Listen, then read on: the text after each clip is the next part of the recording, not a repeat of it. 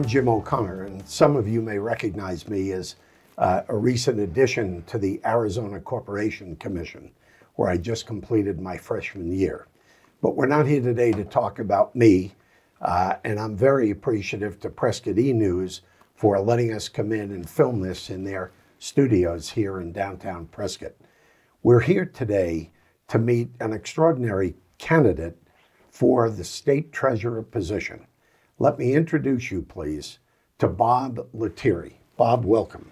Thank you, Jim. Thank you for having me here today. My name is Bob Lettieri, and I'm a candidate for state treasurer. Bob, I'd like the listeners and viewers to our discussion today to give them an opportunity to get to know the man behind the name. So tell us, please, a little bit about your business background, and then when that's completed, the political activity in which you've been engaged. You've been very active as a precinct committeeman, state committeeman. Believe you worked on the Maricopa County audit. The list goes on, but Sure. Please. Well, let me start by saying that I am a CFO. I've been a CFO here in the Valley for 23 years. I've raised over $100 million in the capital markets for tech companies here in the Valley. Why I'm interested in running for treasurer? When I took a look at the requirements or duties as outlined by the Arizona State Revised Statutes, it starts out by saying the state treasurer is the chief banking officer. Well, there isn't a CFO in America that isn't the chief banking officer. It also goes on to say that the treasurer is responsible for the funds under investment, about $23 million. And when I was CFO, like I said, we've raised over $100 million. That money was not always deployed immediately into the operation. We always had a large sum of money that we could either keep in the bank or invest. And once those fundings were completed, I became the new best friend of every major bank in America that had investment opportunities. And I told them, I'll listen to you. I'll make a presentation because some of our investors don't want me putting the money any place other than in the company, even if it's in the bank. So after taking all of their information, I knew it was me that had to make the decision on safety and liquidity. I presented it to the board, I presented it to the investors, and we always got compliance on the recommendations that I made for where we should put the money, assuring safety and liquidity. That's the job of the state treasurer. That was my job as CFO. Did I read last year where you were nominated for Arizona's CFO of the Year? Yeah, the organization is the Financial Executive Institute, and they run a CFO of the Year in various categories. My category was emerging company, and that's where I was a candidate for CFO of the Year. Thank you on that one. Continuing on the business front, what credentials do you currently possess in the way of licensing? CPA, auditor? Tell me about that. Well, I started out with what's called today Deloitte. It was called Deloitte & Touche when I was there. It's one of the largest CPA firms worldwide. And I was trained by them. I was not an auditor, but I was in management services, but we also always had to serve on the audit committee. So I was part of a really large organization where I got my training to become a financial executive. Most of it was big data analysis. So I think I have a fairly good background in that. Also, I have an MS in economics, and I have an MBA from the great Arizona State University. All right, thanks. Now let's segue, if we can, into political activity, if you would. Well, you know, Jim, for the last 10 years, I think you'd have to label me an activist. Yes, I was a PC and a state committeeman, but during the 20 election cycle, I knocked on 540 doors and met a lot of interesting people that had lots of opinions about our president at the time and surely our next president. So I was interested in debating these people. I was interested in learning their views, and I think I expanded my horizons by doing that. Bob, let me interrupt on that thought. Why are you the better choice? It appears that we're going to have 3 candidates on the ballot for state treasurer in our Republican primary. What makes you the best choice? Well, I think that I can prove that I'm a real conservative candidate. I'm part of what's called the Madison Coalition. It's a DC advocacy group that right now is trying to get a new amendment to the Constitution.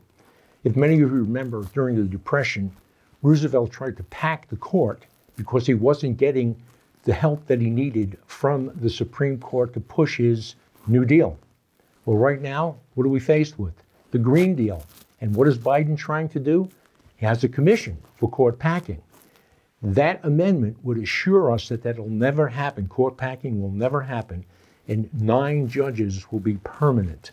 And that's a real conservative stance that I don't know if my people running with me, against me, can make that statement. So I'm a proven conservative, proven by what my involvement is. Bob, let me ask at this point about what's different about your campaign than the other candidates. Well, I think it's the approach I want to take to running the treasurer's office. You give out a number that the funds under management have increased by a certain amount of money. What does that really mean? Is that the number it should have increased by? When we take a look at the growth in the economy, is it just keeping pace with the economy? What objective measurement are you giving to assure the people that you're doing a really good job, not just running with the economy? We know that we've had inflation, explosive job growth, population growth. We know that much of the funds that come into the state treasury come in from the federal government. Some of that is influenced by COVID. That's not going to be around forever. Do they have the skills to adjust to changing inflows? I've got those analytical skills. In addition to that, you know what I want to be? I want to be a help to the lawmakers. I want to help them with fiscal policy. I want to give them information on what a nominal change in income rates or taxable rates would do for the gross domestic product of Arizona. I want to help guide them in their fiscal policies by giving them the information that they need to make those decisions with. I don't hear that spoken by treasurers or candidates for treasurer. I think that differentiates me from the pack. And I believe you're running as a clean election candidate. Yes, I am, Jim. And you know that clean elections is a challenge. Having been one myself for 2 election cycles now, I'd like to take a minute, Bob, and speak to the viewers on this. Every Republican needs to heed when we have Republicans willing to run for office under the Clean Elections Act. Every registered Republican voter should be quick to give $5 to all of those, whether you like the candidates or you don't like them. Because what that does in the aggregate is open up the doors, the floodgates, as it were, to public funding of these races. In our state, the Democrats have controlled clean election funding for the past 22 years. When I ran in 2020, there were 13 Republicans and 87 Democrats running as clean election candidates. I'm not sure all the Republicans got their funding because of the challenge it is to get $5 net after tax out of the hands of fellow Republicans. And many of you listening right now know that I'm talking about you. So on behalf of Bob and every other Republican candidate running statewide, I appeal to you to part with the $5, open up a lot of funding that will help up ballot and down ballot races throughout the state.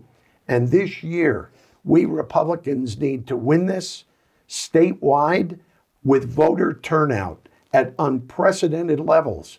We saw what they did to us in 2020 when we weren't looking, and we saw how our current system allowed that fraud to take place.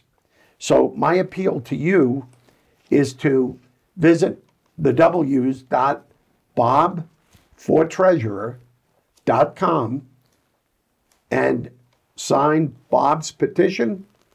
You can only sign for one treasurer candidate. So if you've got somebody other than Bob, you can only sign that one, but give Bob $5. We Republicans do like choice on a number of things, and more good qualified candidates on our ballot put us in a stronger position to keep our state moving forward.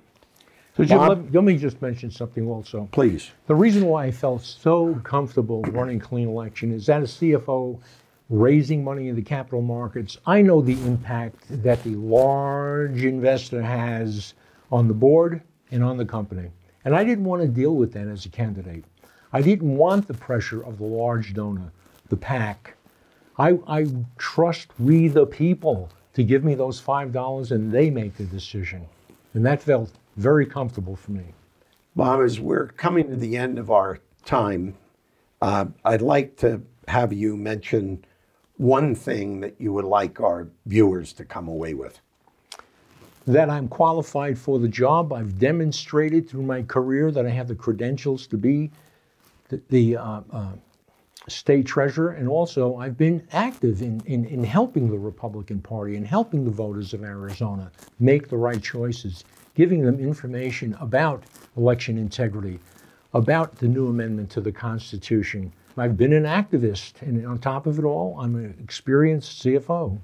If I can jump in, you also served 4 years pro bono as the Arizona GOP treasurer. That's exactly right. I did. I served 4 years as the treasurer of the AZ GOP, and it was an interesting 4 years.